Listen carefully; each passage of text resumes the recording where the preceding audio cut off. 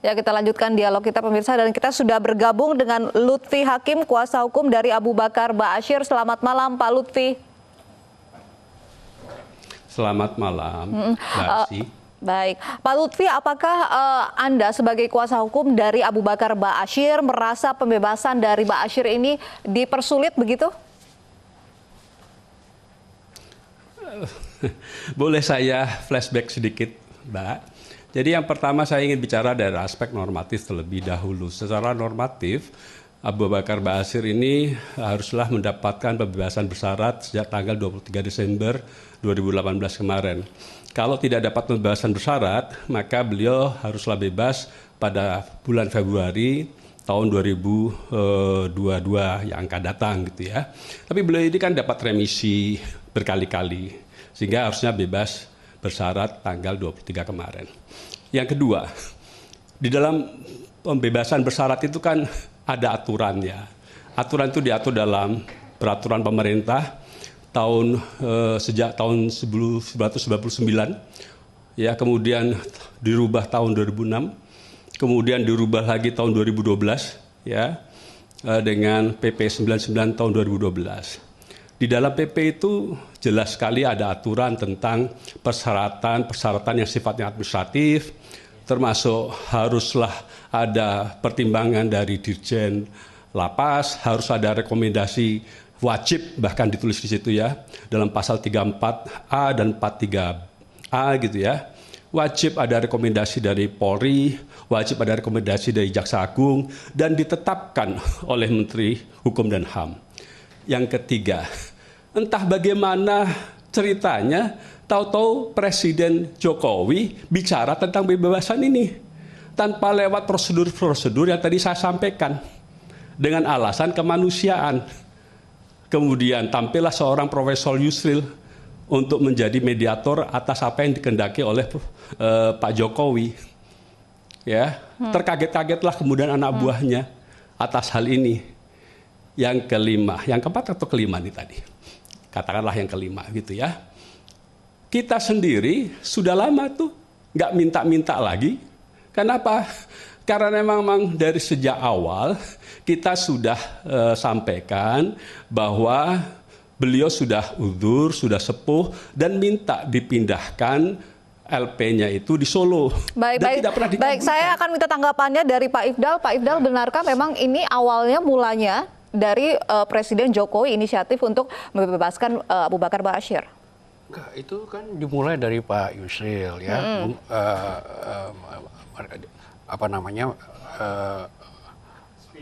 berbicara dengan Pak Ustadz Abu Bakar Ba'asyir di penjara Gunung Sindur itu untuk membicarakan yang menjadi kendala dari pembebasan bersyarat ini. Nah, sebagaimana yang disampaikan oleh Pak Lutfi tadi, ada persyaratan yang harus dipenuhi. Nah, itu yang didialogkan. Persyaratannya apa yang harus dipenuhi? Ada beberapa persyaratan tadi persyaratan mentaati hukum, kemudian surat ikrar setia kepada NKRI dan juga Pancasila. Setia kepada NKRI, Pancasila dan seterusnya. Nah, untuk berkelakuan baik itu tadi ada ini nanti mendapatkan rekomendasi. Jadi yang membuat ini jadi tarik ulur dari pihak Abu Bakar Ba'asyir sendiri atau dari pemerintah? Bukan, jadi begini, ini kan sebetulnya sebagaimana tadi disampaikan oleh Pak Lutfi ya, semua narapidana yang sudah menjalani 2/3 masa hukumannya, dia itu punya hak normatif untuk mendapatkan pembebasan bersyarat. Nah, untuk mendapatkan pembebasan bersyarat ini yang menjadi hak narapidana itu ada persyaratan-persyaratan yang dibuat. Nah, persyaratan-persyaratan itu tertuang di dalam PP. Baik, masih persyaratan itu tidak dipenuhi begitu oleh pihak dari Abu Bakar Ba'asyir. Bukan, jadi maksudnya Mas Ifdal, boleh saya tanya Mas Ifdal? Silakan.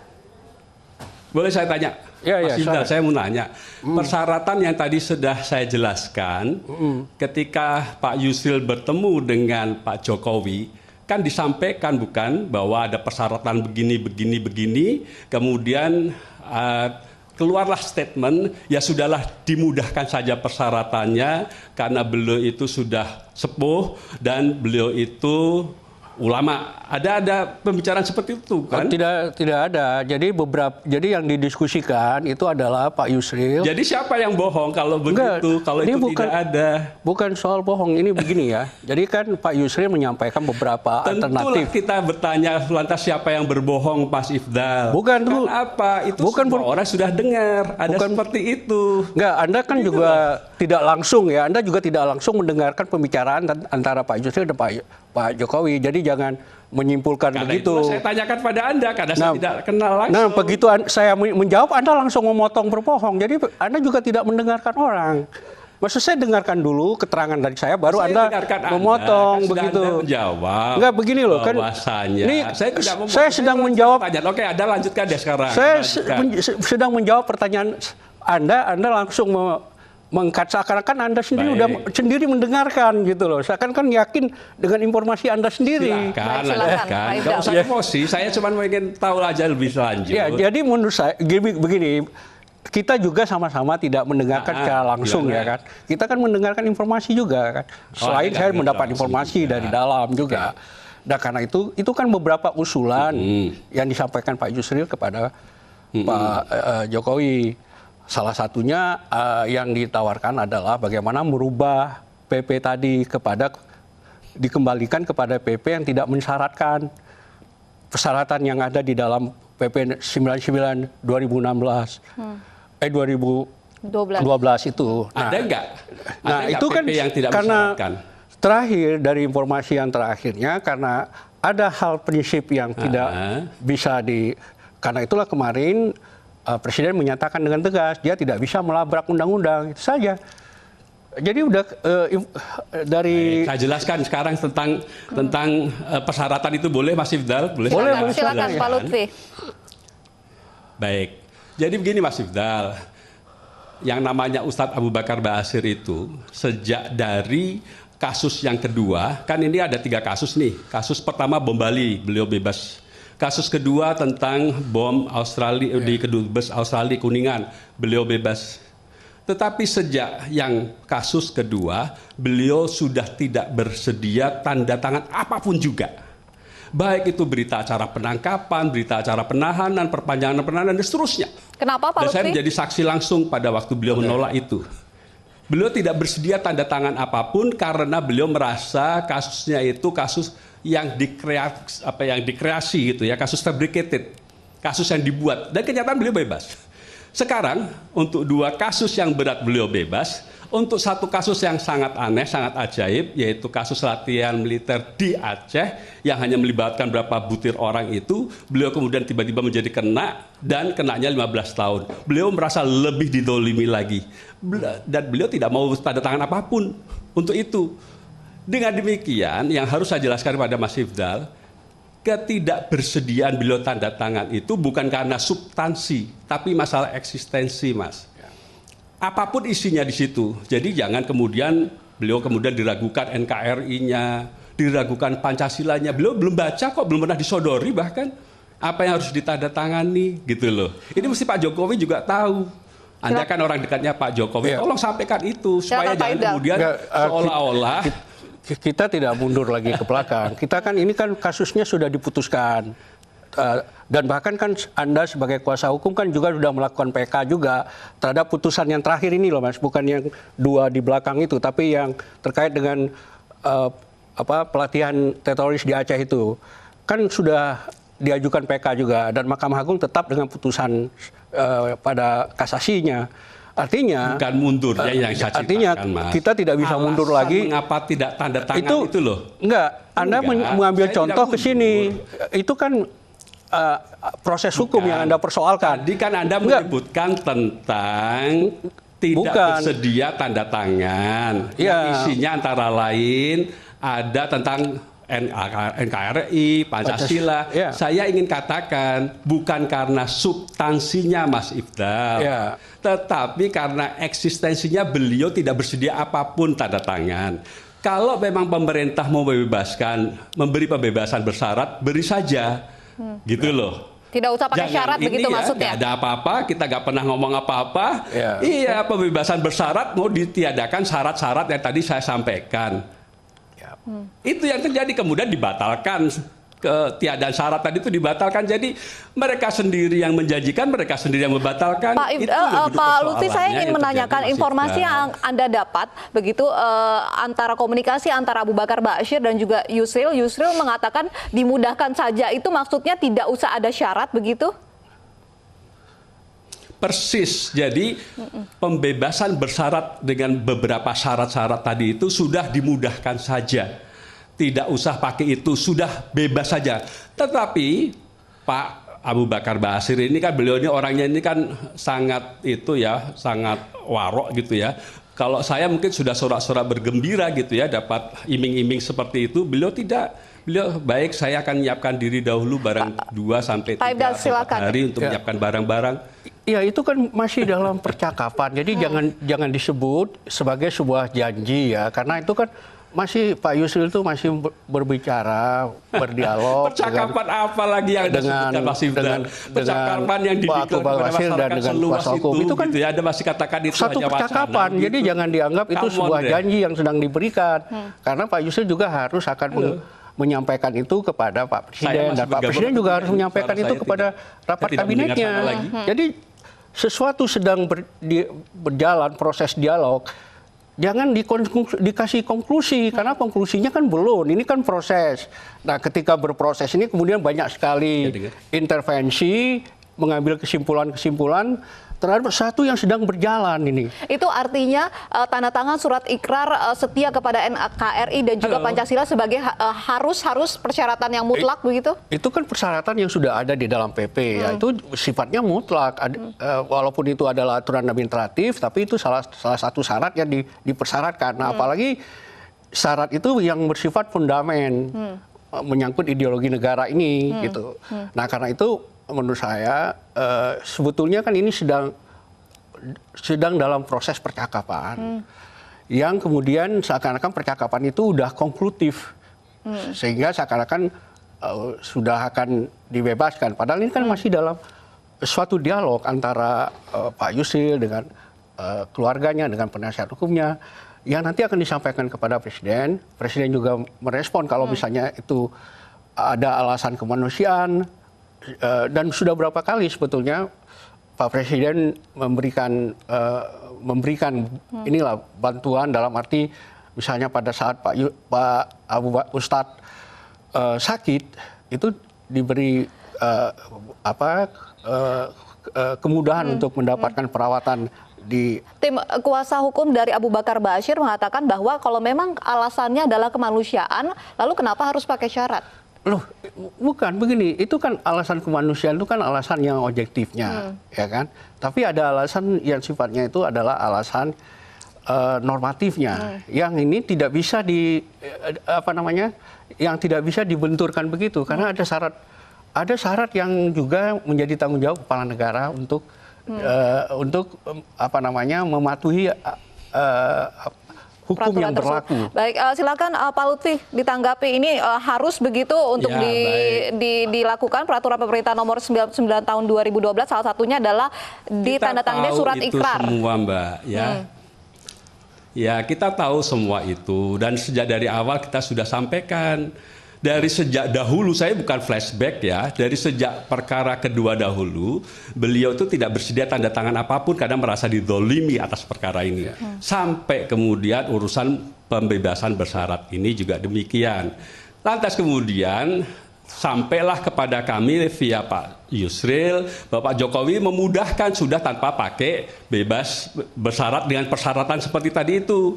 Belakangan dikatakan kami tentu tidak bisa menabrak hukum. Lah yang minta nabrak hukum itu ya siapa? Ini loh pokok persoalannya itu.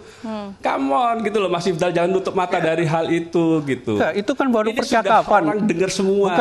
Karena masalah jangan potong. Anda tadi tidak mau dipotong, saya juga tidak mau dipotong ya. Ya, tadi Anda mengatakan bahwa itu kan masih wacana. Siapa yang mengatakan wacana? Ini sudah pengumuman gitu loh. Jangan mengatakan lagi wacana. Kalau wacana silahkan bicarakanlah baik-baik antara Jokowi dengan Menkumham, dengan Kapolri, dengan Jaksa Agung. Kalau perlu Anda terlibat, begitu loh. Itu baru namanya pembicaraan. Wacana dibahas. Silakan, Pak Jangan Ifdal. sudah diumumkan bahwa udah boleh diterima PP-nya gitu loh. Enggak, jadi begini ya. Jadi yang heboh siapa, yang kemudian merubah siapa gitu. Jadi kan begini, ini kan Jelas inisiatif dari Pak Yusril ya, yang mencoba mengatasi kebutuhan. Saya nggak yakin Pak Yusril, tapi itu kata-kata Anda, saya pegang kata-kata Anda. Kenapa? Kenapa, Pak? Saya nggak yakin itu dari Pak Yusril, tapi silakan Anda katakan seperti itu. Iya, jadi kan yang memang datang ke yang berbicara dengan Pak Ustadz kan Pak Yusril, dan Pak Yusril kan ada itikat baik lah Pak Yusril ya untuk membantu proses ini. Kalau kita ngomong kan? inisiatif, ada 2 orang, Pak Ifdal, ya temanku yang baik hati, ada 2 orang, atau Pak Yusril atau Pak Jokowi. Jangan Anda langsung tuduh Pak Yusril begitu dong. Bukan begitu, maksudnya Ya kan? bukan maksudnya itu inisiatif langsung dari Pak Yusril. Dia mendiskusikan itu dengan Pak Jokowi terlebih dahulu, baru kemudian datang ke Gunung Sindur. Nah, itu yang saya maksud dengan inisiatif tadi itu. Ya. Nah, itu kemudian itu kan baru diskusi bagaimana mengajak ya, berdiskusi dulu. Kan itu belum ada konklusinya. Maksud saya kenapa suatu pembicaraan yang masih dalam proses pembicaraan Jadi diambil pemerintah tidak konklusinya. pernah menjanjikan begitu? Tidak pernah menjanjikan bebas tanpa syarat? Tidak pernah. Tidak pernah menjanjikan Pak Lutfi? Tidak pernah, karena itu harus melalui proses Semua orang formal. dengar Pak Ifdal, semua orang dengar apa yang disampaikan oleh Pak Yusril atas nama Pak Jokowi. Ya, harusnya kalau Pak Jokowi itu didampingi orang-orang hukum yang paham gitu ya. Saya tidak mengatakan Anda bukan orang yang paham. Didampingi orang-orang hukum yang paham, mestinya Pak Yusril tidak langsung di entertain seperti itu. Tetapi mestinya sebentar ya Pak Yusril, saya panggil dulu menteri saya panggil dulu Kapolri saya panggil dulu bagaimana Jaksa Agung saya, seperti itu. Sudah matang ini semua, baru kemudian Pak Yusril silahkan berangkat, nggak apa-apa. Tapi Pak Lutfi, gitu apakah loh. benar tim kuasa hukum punya bukti rekaman begitu video yang menyatakan bahwa Abu Bakar Ba'asyir ini setia pada NKRI dan juga Pancasila? Ya itu gampang aja gitu. Kalau saya ngomong nanti jadinya sesuatu yang sifatnya spekulatif. Sudahlah, wawancari aja. Saya persilakan iNews, kalau perlu saya dampingi untuk bertanya tentang hal itu. Bisakah Saya itu berkenalan dengan beliau itu sejak 2001. dijadikan pengganti Nggak ada dari masalah dengan penandatanganan kecintaan surat pada ikrar NKRI, pada Pancasila. setia NKRI, Pak Ifdal? Ya, jadi itu memang ada ininya, sudah ada ketentuannya di dalam. Jadi PP itu kemudian ditindaklanjuti oleh Permenkumham yang mengatur lebih teknisnya. Jadi di situ nggak disebut ada diganti dengan elektronik, bukti elektronik gitu. begitu. Jadi harus memang tanda tangan gitu, ada hitam di atas jadi putih. kan ya, di disebut surat. ikrar gitu ya. Pak Lutfi ini tidak bisa begitu. Nah, saya tambahkan Mbak ya. Di dalam PP itu diatur bukan PP nomor 99 tahun 2012 itu mengatur tentang remisi dan mengatur tentang pembebasan bersyarat, kan begitu Mas Ifdal. Dalam pasal 34A itu remisi. Dalam remisi itu diatur tentang hal yang diatur persis serupa dengan pembebasan bersyarat, yaitu kecintaan pada NKRI, setia pada Pancasila dan bla bla bla bla bla begitu kan. Dan beliau sudah dapat remisi. Artinya itu sudah lolos beliau hal-hal seperti itu. Baik. Gitu loh. Silakan Pak Ifdal. Sekarang dalam pembebasan bersyarat ditentukan dengan masalah tertulisnya. Baik, Kalau baik. ngomong tertulis seperti sudah saya Baik, katakan, kita biarkan Pak apapun Ifdal isi untuk tulisan, menjawab. beliau tidak akan tanda tangan. Tidak akan tanda tangan. Silakan.